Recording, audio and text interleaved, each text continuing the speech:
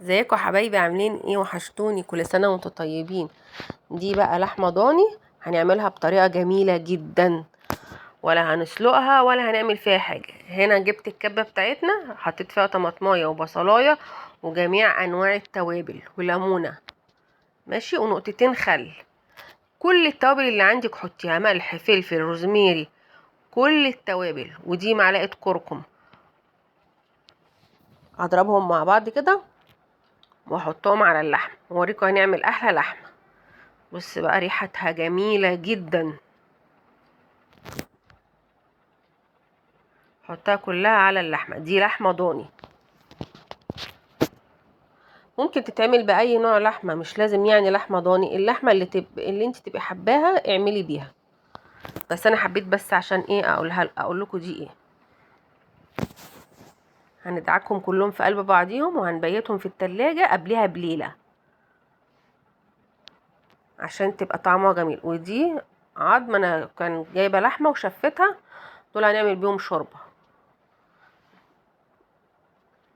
دي هبيتها في التلاجة، هتاكلي احلى لحمة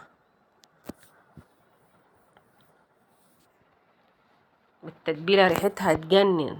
كل التوابل اللي عندك حطيها. ده كيس حراري، احطه في الصينيه وهملى الصينيه كده ميه زي ما انت شايفه كده. الميه هملاها واحطها في الفرن على الرف الوسطاني، وسيبيها بقى تعيش مع نفسها. بس قبل ما تدخليها الفرن هتغرزي الاكياس كده خرمين.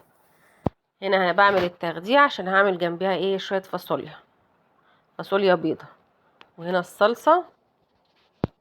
طبعا كلكم شاطرين وبتعرفوا تعملوا ايه الفاصوليا البيضة واي حاجة انتوا حلوين فيها.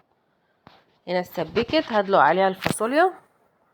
دي فاصوليا برضو انا نقعاها، ممكن تنقعيها قبلها ب3 ساعات او تبيتيها برضو قبلها بيوم. خدتها بس غلوة وشطفتها كويس، وبعد ما القوطة اتسبكت اهي الصلصة عندي حطيتها عليها، حطيت لها ملح وفلفل بس. وهنا انا بعمل الشعرية عشان الرز.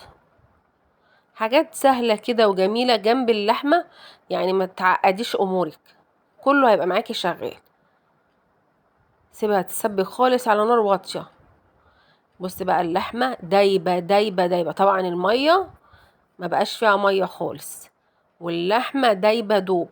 هنا الرز استوى والحاجه اتسبكت، ودي حله كان عليها الشوربه. بصي وريحتها تجنن.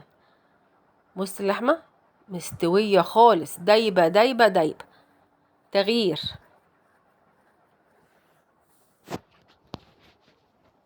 عن السلق والشوي. والف هنا وشفا عليكم. تنسونيش بقى في لايك وفي شير